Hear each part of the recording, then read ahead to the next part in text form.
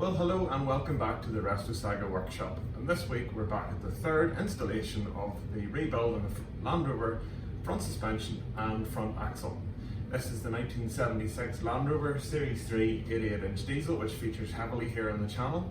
At the minute it's really between this and the Morris Minor, as the MG was sold earlier in the year. But that's okay. The Land Rover's needing a bit of work at the minute, mostly mechanical, and it seems to be quite popular. So without any further ado, let's get back on to rebuilding these swivels after the cleaning and degreasing and painting that was featured in the last episode. Okie doke, so back at the front of the Land Rover, axle's on. I don't have the two U-bolts on the driver's side, but I'm starting here at the passenger side just because access is a bit easier and it's not against the wall over there. Now, first things first, I have the chrome swivel ball attached. And I'll talk about this soon. This is attached with 6 bolts on the axle casing. There's a new seal has gone into the axle. It's been hammered home, and I used my new hub nut spanner just as a bit of a drift, and also big impact socket. Well, not an impact socket, a socket that is used for the starter dog on the front of the engine up there. It's 32 mils from memory. Just double check that for you. 42, and those were used as a drift for the new seal, which you can just see in there behind the bearing. And I just put a little bit of smear of grease in around the bearing to make sure none of the rollers popped out. The chrome swivel is bolted on, plenty of copper grease. Those are lock nuts, and the lock stop goes in the front one, and that's a slightly longer bolt. And I have this is my new rubber gator. I'll take you over and show you those in a second. Here I have filled up the Realco bush with a bit of EP90, and I've just plugged the bottom of it with a bit of silicone, which I'll pull out, and then all the EP90 will come out. That's just to pre-soak that bearing for the first little while. So next job is to put the swivel housing on, and I'll take you over and show you those. Over here in the workbench I have my 2 swivel housings. I have them built up. I've put my drain plugs in, my filler plugs. I have the studs in this with their respective nuts and the bolts on top. It's just to make sure everything's kept together. This is the rubber gator that I have fitted. I got this off PA Blanchard, who seems to be quite a well-known army surplus supplier. And these are advertised as fitting Series 3 vehicles as well as other series vehicles. And they're fitted by the MOD, which are hopefully better than the leather ones you can get, which I think they're more traditional ones, or they're the rubbery, plasticky, glue together ones from Britpart. These were £50 for the pair, which is quite a lot, but if they save your swivels, which are, what, £100 for the swivel kit, which is sitting in the passenger seat, if they save the chrome balls, or even make them last a couple of years longer, I think that's a solid investment. So the next job here is I had actually put these studs in the wrong way. I bought new studs. The short end is meant to go into the swivel housing as per the workshop manual. So I'm just going to get those in there and then put it on the chrome swivel ball. So I'm quite looking forward to getting that done. And I'm just realising, stupid me, I didn't put the seal on. So chrome swivel ball is going to have to come back off, and I'm hoping I have a spare gasket to go on as well, because you need to put the seal on. Oh, that's really stupid. There you go, live YouTubing for you. The seal needs to be sitting on the far side of the chrome ball, because it won't obviously fit over. So strip this all down again, bolt it back on. I think this is the 3rd time because I've already messed it up once, and we'll do it again. So there you go, we're all human, we can all make mistakes. So a very quick cut to later, and I have put the seal on. I had to remove the swivel and put it back on again, which is a bit of a pain because there's 6 nylock nuts and they're not the easiest to get at. But anyway, it's changed now. I've drained the oil out of this cup, and I just put some EP90 in there to lubricate the Realco bearing, and I've put the little thrust washer down in there too. It's difficult to see with the light. So now, time to get the swivel housing on, which is attached with the steering arm at the bottom, a bearing at the bottom, and the Realco pin at the top. And then we need to invest some preload settings, which is always a bit of a pain with these things. But we'll get there, and I'll try my best to explain the process to you all. And here we have the swivel assembly with the steering arm. Because this is the passenger side, it's the one with the 2 holes, one for the arm coming down from the steering, one from the tracking rod. So it's those two. I have the bottom bearing in. These 4 nuts are done up quite tightly.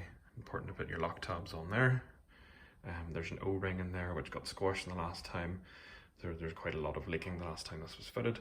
So I have put a load of oil in there to make sure it stays nice and straight as it's pulled into the housing.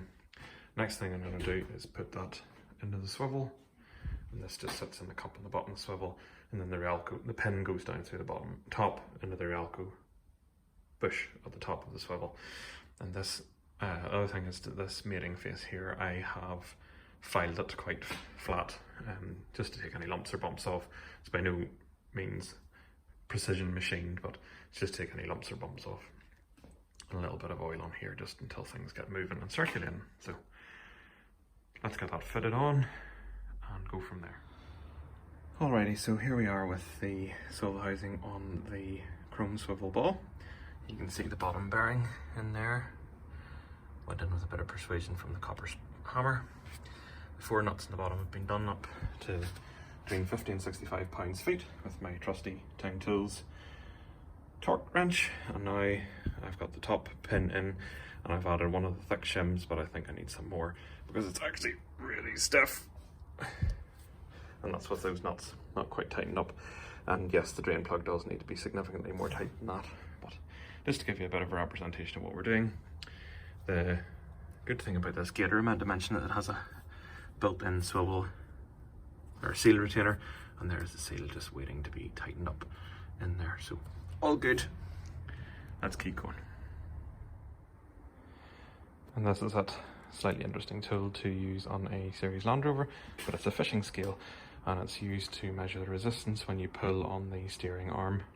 So I now have all the shims in because I had only one thick one in, and to be honest I think it's still quite tight, so I'm going to have to see what's needed and what the reading is here, but I don't really think putting that pin, all those shims in has made much of a difference. But let's get an objective reading here and take it from there.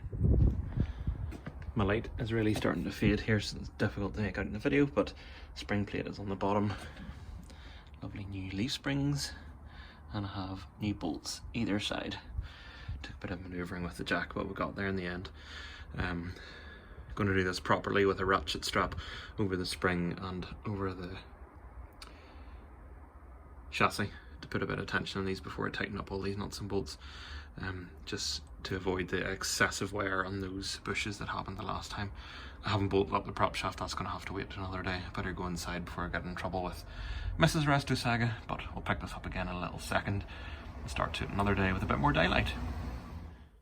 Thought I'd take you on a quick look through this Swivel Housing Kit. Brit part, apparently a 24-month guarantee. Wouldn't want to be doing this again within 2 years, but what's in the box then? So in here, I'm not going to unwrap it just yet, I'm trying to keep it as clean as possible. That is the chrome swivel ball, that large package there. This is the roller bearing, tapered roller bearing, which sits in the bottom of the swivel housing. You've just seen me install that. O-ring, and that goes around the pin on the steering arm, which is also at the bottom of the swivel housing. This is the seal retainer, so that is orientated that way. Those 2 little hoops are at the bottom because they give clearance to the drain plug, and that bolts on the back of the cast iron outer swivel housing just to retain the big seal that goes around the chrome ball. And this is the big seal. And rattling around loose in there, you just see that little circle. That is a bush for the Rialco, thrust washer, sorry, for the Rialco bush and pin at the top. So big rubber seal on the swivel housing. This is the top pin, and that's what you're trying to adjust the preload on by putting shims between that face and the top of the cast iron swivel housing. Some gaskets. So this is, let's see, we have a hub gasket. That's the drive flange. Then we have a gasket between the chrome swivel ball and the axle casing, and then the big one at the back is going to be between Let me see now. It's probably going to be between the cast iron housing and the stub axle. So that's that. That's the paper that the pin came in, because the shims are packed up on the shim, on the pin. And then we have one-shot grease. Now, this is a little bit controversial in Land Rover circles. The workshop manual says that this housing should be filled with EP90, which is oil, rather than grease. As far as I know, Defenders were packed with grease. Series vehicles are oil. People put grease in because it's less likely to leak, and to be honest, I don't really use the four-wheel drive all that often, so I'd be tempted to put grease in here, but I haven't quite decided. There was grease in here before, and it obviously prevented a lot of wear because there wasn't much wear on the bearings and surfaces and so on, and oil is so much more prone to leaking, and I really don't want to be back here with oil leaks. So I haven't quite decided whether I'm going to put oil or grease in yet, but you can let me know in the comments what you think, the pros and cons, and I'm open to be convinced either way. Alrighty, so just so this entire video is not about swivel housing rebuilds, a bit of variety. I'm coming over to the shafts here, and this is obviously the short one, and the long one's hiding down there behind the picnic table. This takes the power from the diff through to this universal joint, and then out into the drive flange. And this is a later one. This is the 24 spline. The earlier ones were 10 spline. My Land Rover 1976 would originally have had 10 spline, but when I rebuilt it, I got the contents off a later axle because my front axle was full of sand. Full of sand.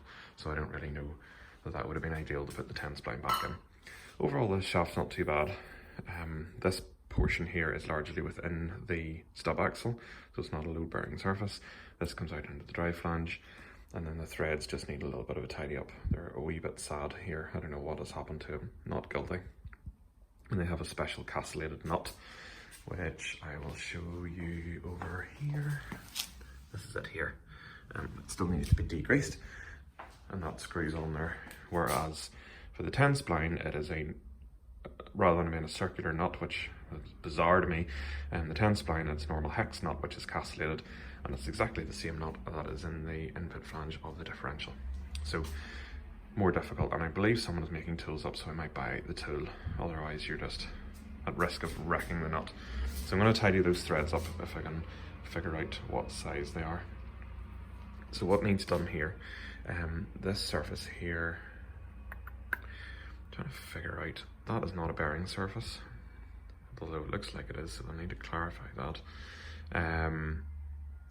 Universal joints need changed, so circlips, and I have new universal joints sitting there, and I really splashed out and got the original GKN ones, because some people try to sell you ones that have rubber seals in here between the cups and the webs. But you don't want a rubber bearing in there because you want the oil or the grease to get in, whereas a rubber seal is going to stop the oil or grease getting in, which to me is just counterproductive. Cast iron here, and then this bit is machined. Now here we have the inner roller bearing race for the bearing which I've just shown you on the inside of this swivel. So this is that bearing in there, that runs in there. So it has to be in good condition. And as you can see, this one is genuinely ruined.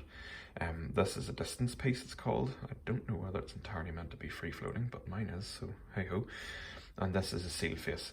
Now mine's not actually in too bad a condition. There's no, if you rub my fingernail over it, there's no step or anything. But seeing as I'm going to the effort of taking this apart, I might as well replace these two. The distance piece is fine. I just need to work out how to get them off, and I'm fearing I'm going to have to go at this with an angle grinder very gently so as not to damage the shaft, but just enough to loosen these, and then I can tap them off. I'm going to replace the universal joints, and then I'm getting the new one on. I probably will put these two in the oven, heat them up, put the shaft in the freezer to make it nice and cold, so there's a little bit of expansion, and then try and tap these on. But it's going to be fun getting them on without damaging them. I might just need to work out the internal diameter and see if I can get a bit of pipe that I can put over them just to tap them down onto this. So let's work this out as I go along. I'm slowly reminding myself that circlips, especially internal circlips, might actually be an evil thing. all they do is seem to break or snap or get stuck, and you'd think for something that was constantly embedded in oil that there wouldn't be rust, but it's a Land Rover, so it has to rust. So I've managed to get this side out. This one has started to move on this side of the clip only, this side of the clip stuck. This one hasn't budged at all, and then the bottom one is completely out too. So I have 2 down, 2 to go in this shaft, and then there's still another 4 in that one, but that's okay. I was looking at this, I don't know how I'm ever going to find an appropriate sized die for this, so what I might use is just very gently use a file to clean up the thread if I can get down within the threads. And I know there's probably a lot of purists having a sharp intake of breath at the thought of that, but it's the best I can do. In terms of wear on the spline of this shaft, I don't actually think it's too bad. I can get the camera to focus. Probably not a lot of 4-wheel drive action in this, but that's okay. It'll work fine. So got it all cleaned up, a bit of a wire brush, smooth it all down, and let's see what it's like. I just want the nut to go on a bit more easily than it did before. And here's a case in point. The rest of the circlip has come off and a little bit is broken off, so I'm just going to use a little bit of a punch just to tap that out of the internal groove, and then that bit should be good to go. These are really turning out to be quite rusted or stuck. The cups must be stuck inside the yokes.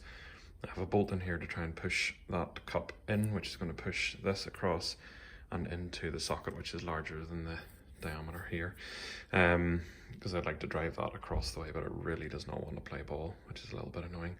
So after all the fighting with the circlips, I may still have to get the angle grinder out and just very gently cut across here and try not to damage the yoke.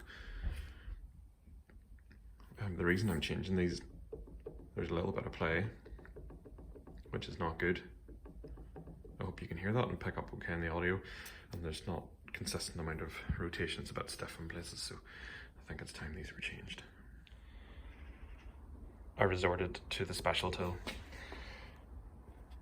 for the collars here, as you can see, and I've ground them down just to the little crack there.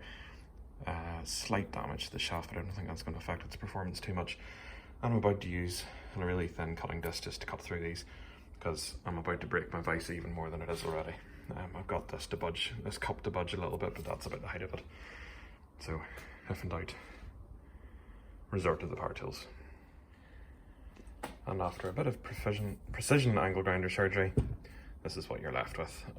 The middle little bit is cut out, and I just have to tap these out of the various yokes with very little damage done anywhere else. Actually, quite pleased with that. Some little nicks here, but no high spots, and that distance piece is absolutely fine, so I'll use that again, so quite pleased with that. Let's get these bits tapped out and go from there. Ta-da! 2 shafts in bits. Those little cups actually hammered out quite easily in the end, and this is what happens when you forget about the needle bearings inside. That sits inside the cup, which goes on there, and in between them are all these little needle bearings, which are now all over the floor. And if Mrs. Restisaga comes out to use the tumble dryer and gets all those all over her slippers, I'm going to be killed, so I better brush those up. Ta-da! Once again, there we have it. And the 4 bits of shafts are cleaned up. I've cleaned the threads on the 2 ends. The yokes are all out. I have 1 single broken circlip that I'm going to have to figure out how to get out, and it's the end of this long shaft. I got the distance collar off this one, still haven't taken off this one, it's not really important. Minimal damage to that shaft as well with the angle grinder. So I think I'm going to try and find a piece of pipe that has an internal diameter similar to the external diameter of this shaft, so that I can just slide it down and hammer the new bits on, and that'll avoid damaging any bearing surfaces or seal surfaces. So there we go, quite successful for a morning's work. So there you have it. That is a bit more work done on the front axle and suspension here in the 1976 Land Rover Series 3 88-inch diesel. Like, as I said, features so heavily here in the channel. I'm really a fan of this vehicle, as you can see from my t-shirt, and I'm really looking forward to getting back on the road. In the next episode, we'll be getting those shafts back together and hopefully get the swivel rebuilt on the other side. There's a few little things I want to correct, but as you can see, I'm not a professional mechanic. I've taught myself and I do make mistakes, and I think it's important to be honest here on the channel. So if you want to catch anything more here, You can catch me over on Facebook, on Instagram, and on Twitter too. I try and vary the content a little bit across those channels, and I really appreciate you watching. Please hit the subscribe button down below. Fire me a comment if you can as well. I reply to all my comments, and I appreciate any constructive criticism as well. Also hit the like button. I would really appreciate that too. So until next time, see you then.